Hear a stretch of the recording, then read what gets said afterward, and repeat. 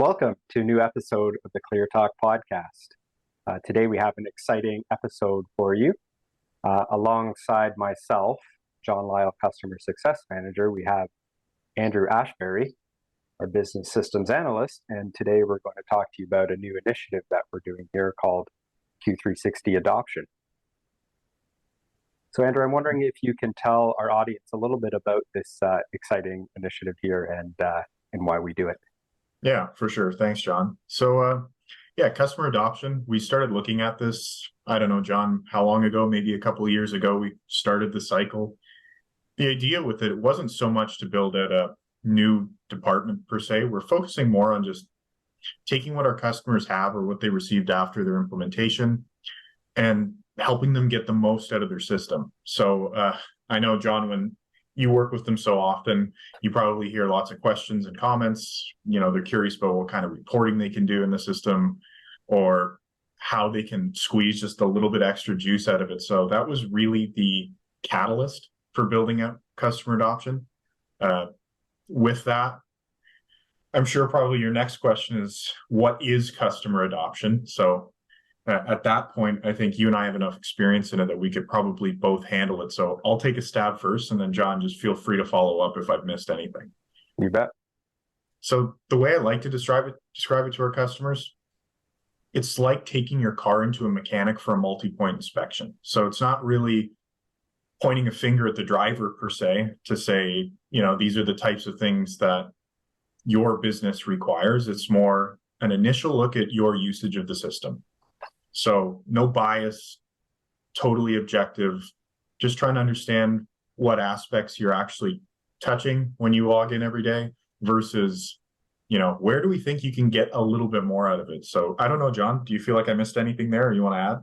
Yeah, I think that's great, Andrew. I think with the complexity of the Q360 offering, it touches pretty much every department, every stakeholder within the organization.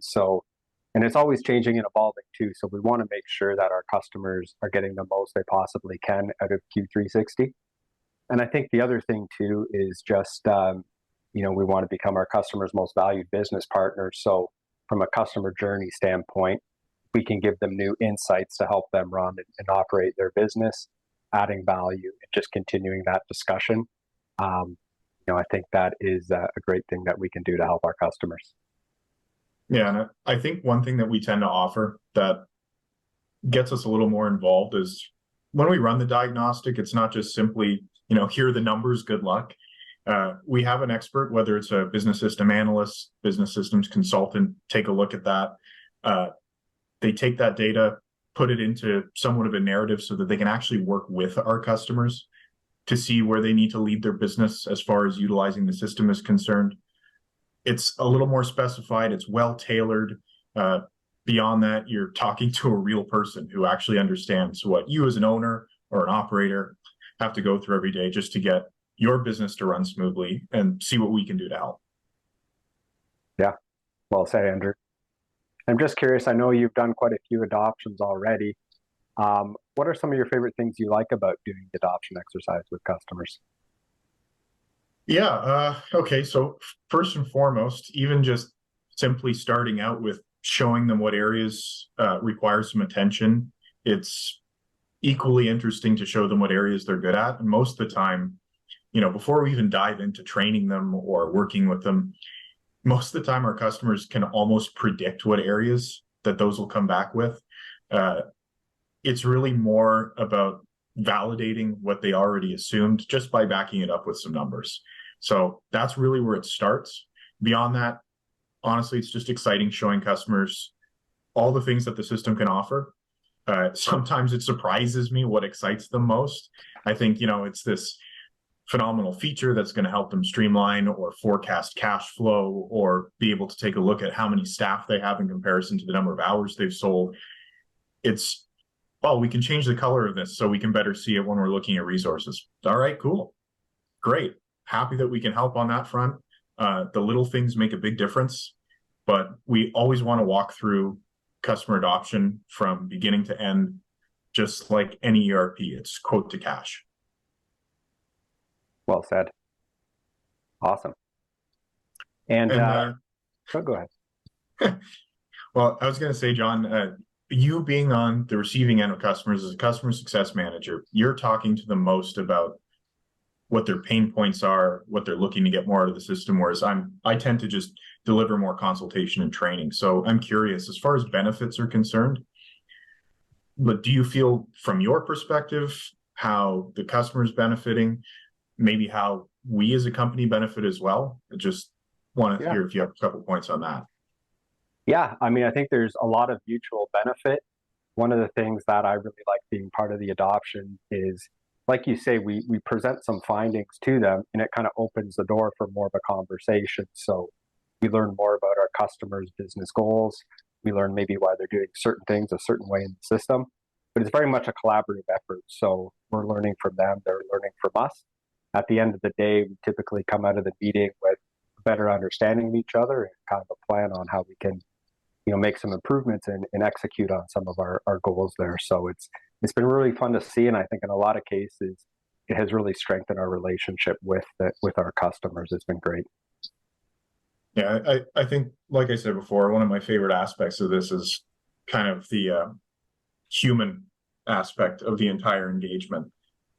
It's really never going to be withdrawn, and we're always going to be available to help, whether it's somebody who's more of a generalist or experts in certain areas of the system. Starting with the diagnostic really helps enforce the path that we need to move forward on. One of the other things that it does too, I think, and you asked me what was most interesting about this, the way that it was built, we can run this on an interval. So I guess what I mean by that is we can run it periodically, whether it's quarterly, every 6 months, every year, brand new customers we've had for a long time. That frequency allows us to do things like compare. So we haven't been in the program long enough, or we haven't had customer adoption running long enough to do a ton of comparison between some of the customers that we've worked with, and especially against themselves. But it's really mostly going to be, I think, the excitement of seeing their improvement over time. So we've done a ton of engagements actively. We've seen output, we've seen improvement, we've heard great feedback from them. But I think for the most part, what's going to excite us is just curiosity of, well, the numbers don't lie, right? We'll be able to see where that stands and how we can maybe help them out more. Yeah. As you say that, Andrew, I think about, I know we did one adoption with a customer where we had run the tool at two different intervals there. We could see some improvements they were making, particularly with project scheduling.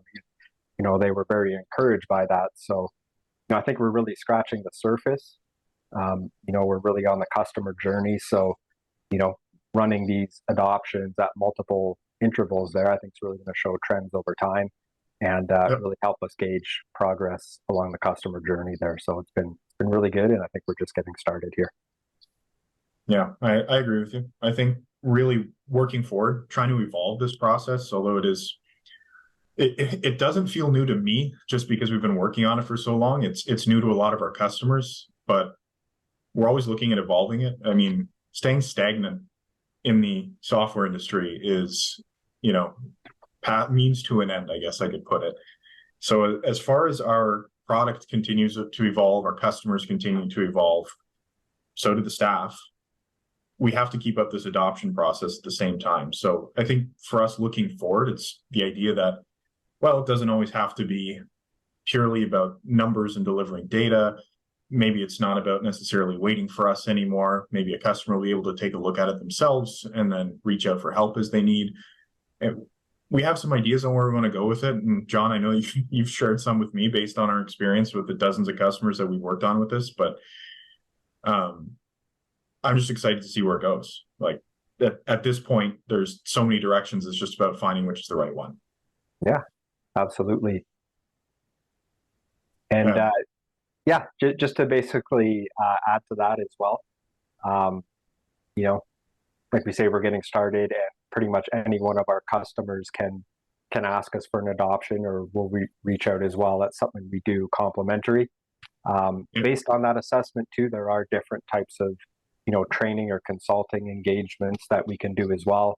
Obviously, Navigate is often can be brought into the mix as well for more training-based approach based on what we find. So really, there's a lot of options, and I would encourage any of our customers, if they haven't done an adoption or want to do a second adoption, definitely reach out, and we're happy to continue that process with you. Yeah, yeah, definitely. I think what separates that too, having Navigate on board as a part of the company, is it goes beyond just delivering an ERP system. I mean, we've got people who've been experts in the field for decades at this point, so it's just a matter of, okay, great. Now we need to know what we have to do in the system to get more out of it in the way that we want. On top of that, what methods can we use, business process design, philosophy, even just straight experience can you impart on us and our team so that we can run our integrator business better? We've got both halves covered. And starting with adoption is what will determine, do we need one, the other, or both? And if you're in the category of, nope, we're perfect, we've got nothing to improve on, we don't need any of it, then good on you. But my thought is always just look forward, look to improve, never stop doing it. Yeah, well said, Andrew. All right, well, thanks, Andrew, for sharing your wisdom and insight here on the Q360 adoptions. Just a final note for our customer base that's interested in completing an adoption. You can reach out to our customer care team at the normal customer care email address, or if you know how to get in touch with Andrew and I, you're certainly encouraged to do that as well. We'd love the opportunity to present you with an adoption presentation. Yeah, absolutely. Appreciate it, John. Thanks for the insight from your side as well.